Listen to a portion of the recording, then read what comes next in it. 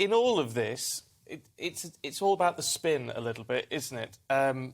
Did the Conservatives do as badly as some might have expected? Did Labour fail to punch through? I mean, what's your analysis of this, of the results now we're getting them all through? I think the headline really is that, OK, Labour in some ways have an open goal and they didn't necessarily do as well as they could have done, but they don't necessarily need to do as well as they could do to oust the Conservatives at the next general election. And so what we saw today were many councils falling to Labour, falling to the Lib Dems in a lot of sort of marginal southern areas.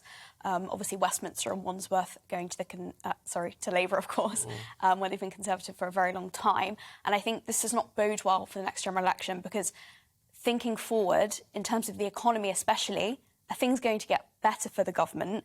It's hard to see how, with inflation soaring, the crisis in Ukraine. Boris Johnson likes to say, OK, we're dealing with difficult issues. People want us to get on with the job. But I think when people are looking at their pay packet and then they're looking at food prices and energy prices, it's not translating through that the government are actually tackling those issues. Obviously, the government can't solve everything. It can't solve global energy issues. But that's not necessarily what people are thinking when they're going to be voting in 2024. It's interesting, as all sorts of political commentators yesterday were trying to project yesterday's result into a general election type result. And most seemed to come up with what would effectively be a hung parliament. And it was arguable as to who would win the most seats. But then you can't really compare the two, can you? I mean, very low turnout for a start yesterday. Yeah, of course. With local elections, you always have a much lower turnout compared to general elections, because obviously people see general elections more important, which arguably in many ways they are. And then, of course, when it comes to locals, there are local issues, say planning issues, local services. I know many people who they may even vote Labour for their local councillor and Tory at a general election because they say, oh, I know, the local Labour guy, he helps with this, he helps with that. So it certainly doesn't translate. But obviously, in terms of the general picture, it's a useful way of sort of projecting what might happen. Does it keep the pressure on a little bit? I mean, for all parties, in terms of things like the cost of living crisis, where people are in desperate straits, as you said, it's going to get worse before it gets better, potentially a lot worse. And yet, still, there is no movement on. I mean, Labour talks about a windfall tax, which may work, may not, I don't know. There's a lot of pressure on the Tories over things like the green levy, which obviously, and they're refusing to budge. Could this actually push the parties to actually come up with some concrete solutions? I mean, when it comes to the Conservatives, they've been in government for over a decade. Obviously, we've seen a lot of change of leadership and a lot of turmoil during that time, so it's not sort of been a straight and narrow for them.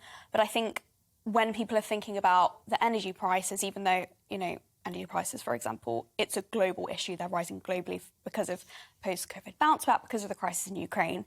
Though they were rising well before the crisis in Ukraine, I think people are thinking, well, you've had over a decade to deal with this, to shore up UK's energy security.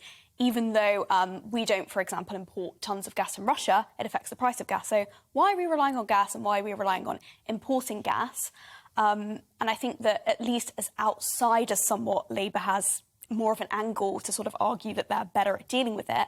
When it comes to something like the Green Levy, though, it's not going to look good for most average voters that the Tories won't get rid of it.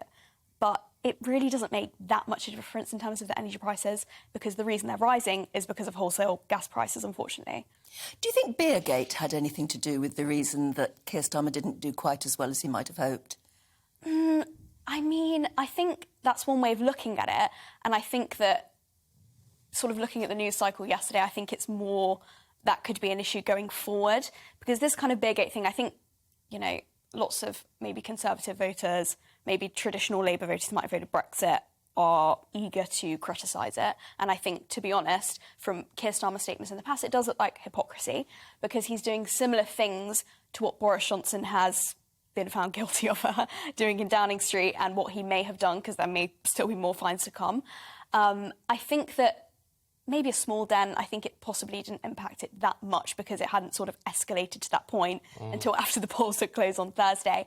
But I think that this could be a big issue for Keir Starmer going forward. How big do you think? I mean, certainly the police seem to indicate that they deliberately kept away from saying too much till after the elections because of the rules around all these sort of things. Do you think this is going to get pretty bad? Because, I mean, they have talked about significant new evidence coming forward. Yeah, it'd be interesting to see what that evidence is. And obviously we've seen, many, many headlines and front pages over the past few weeks to do with this. And I think that, this could even lead to Keir Starmer resigning. There's sort of rumblings of people who could replace him. And there's certainly a more sort of adequate front runners in Labour right now on the front benches than there are on the Tories. Sorry, just come in there. Do you think he would have to resign if he was found guilty and maybe issued some sort of a fine? Because he has made it such an issue, calling for the Prime Minister's resignation.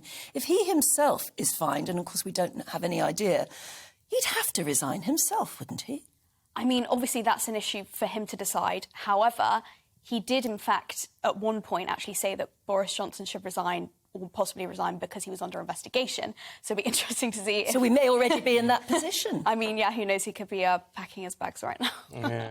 Welcome to the GB News YouTube channel. You can watch us live 24 hours a day, catch up on your favourite shows and join in the conversation in the comments below. Don't forget to subscribe and you'll never miss any of our exclusive content.